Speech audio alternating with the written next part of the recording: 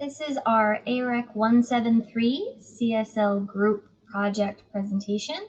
We were the Campus Food Bank Group 1, which consisted of myself, Cianne, Julia, Sam, and Owen.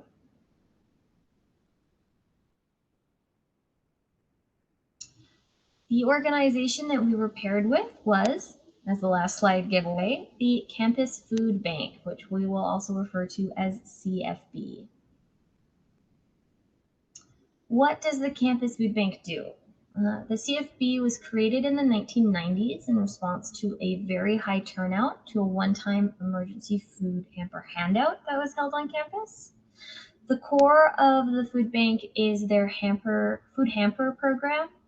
It provides a box of supplemental grocery items to campus community members, including alumni, every 2 weeks to help reduce their food costs.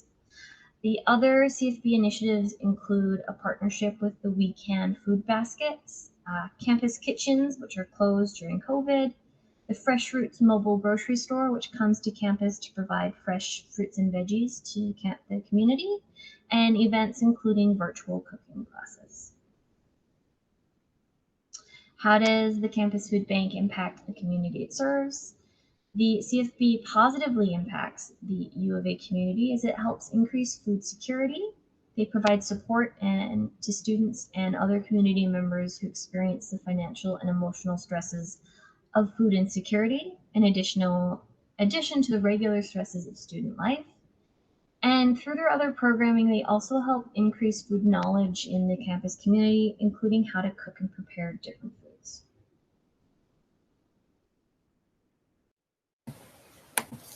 So for our project, we did food blogs that the CFB could post on their website. So what our project was to create food blogs for CFB's website that centered on items from the food hampers. Each group member wrote their own blog posts. However, all posts included 3 days of meals, with each having 3 meals a day. The posts included recipes, photos, and commentary on the cooking dishes as well. So the outline for our project process. First, we decided on what format our blogs would be in, such as how many meals we were going to include and how long we were going to make them for. We reviewed the hamper items and planned our meals around the items that we had in our food baskets. We then communicated with other group members to ensure that we had a variety of meals instead of similar ones, so we weren't repeating recipes. Fourth, we cooked all the meals and took photos of the process of cooking and the results at the end so that people would have a way to tell if they were maybe doing it correctly.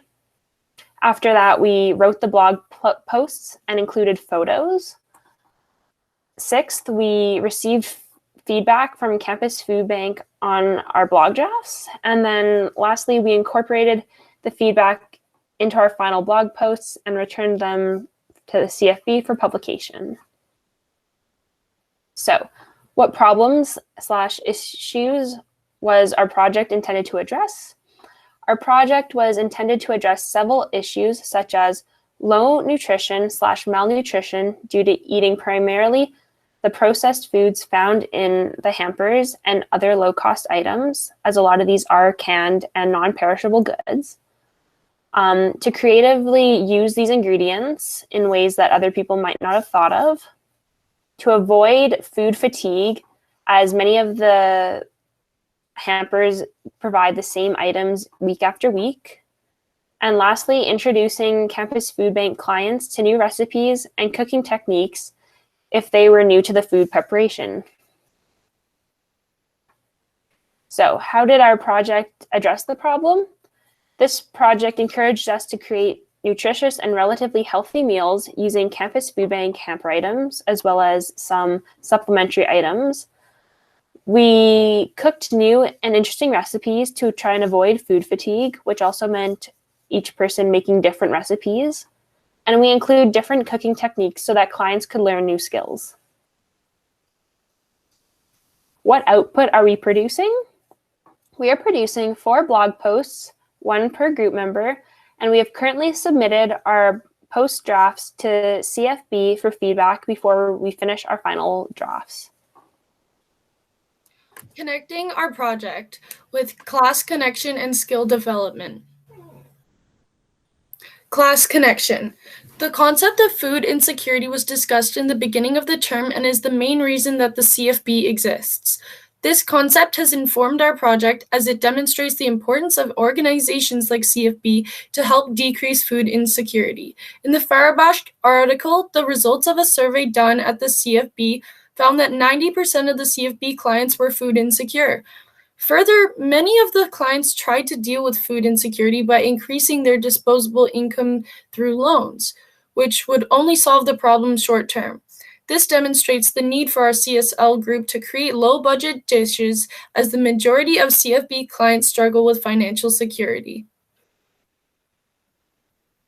What I learned throughout the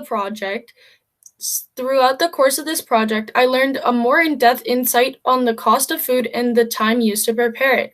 I challenged myself to make things other than my regular nachos or just a coffee for lunch. And I think my body benefited from this project as well, since I was eating 3 meals a day instead of just 1. I realized that it's much harder to actually make 3 meals for 3 days than what I thought it would be when I first started, but I'm glad I was able to learn some new recipes and skills myself. Overall, I believe that this project has benefited me in ways I was not expecting, and I was very grateful for this opportunity that was presented to me through the CFB. So what I learned from this project, some of the skills that I learned from this project are the amount of work that goes into planning meals. I am fortunate that I don't have to always plan my meals like this all the time. However, I know that a lot of people out there don't have this luxury, and they do this to ensure they are getting the most for their money. I also learned that it's very hard to take nice food pictures, because when you compare some of our pictures to ones on the blog, on professional blogs, they might not be as nice, but then again, we were trying our best. So some of the things, the skills and information that I learned, I cook and meal plan quite frequently, so I wasn't expecting to learn a whole lot of new skills during this project. But what I did find were a few recipes that I really love, including a way to dress up instant ramen, which is excellent.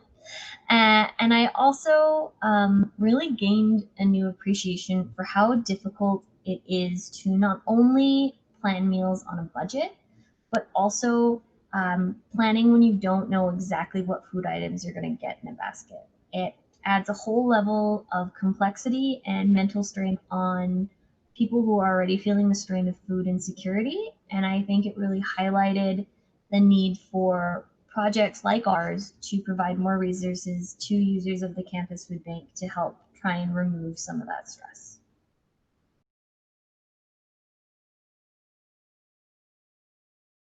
Throughout this assignment, I learned the basic skill of cooking and became more aware of the difficulties of feeding oneself under monetary constraints. I personally never really had much cooking experience prior to this assignment, just like a grilled cheese there, craft dinner there, that kind of thing, just simple meals. But over this time, I learned to work with different ingredients, like making pastas, working with meats, that I feel is a way more valuable experience. As well, I did this on a relatively low monetary budget, so as to work in more the realm of realism, if that makes sense, which I feel is something that a lot of people in my current age demographic don't really have the greatest concept of. And I think this will overall benefit me in the long run by a considerable amount. Thank you very much. Thank you for watching our presentation. We hope you learned a bit about what we did.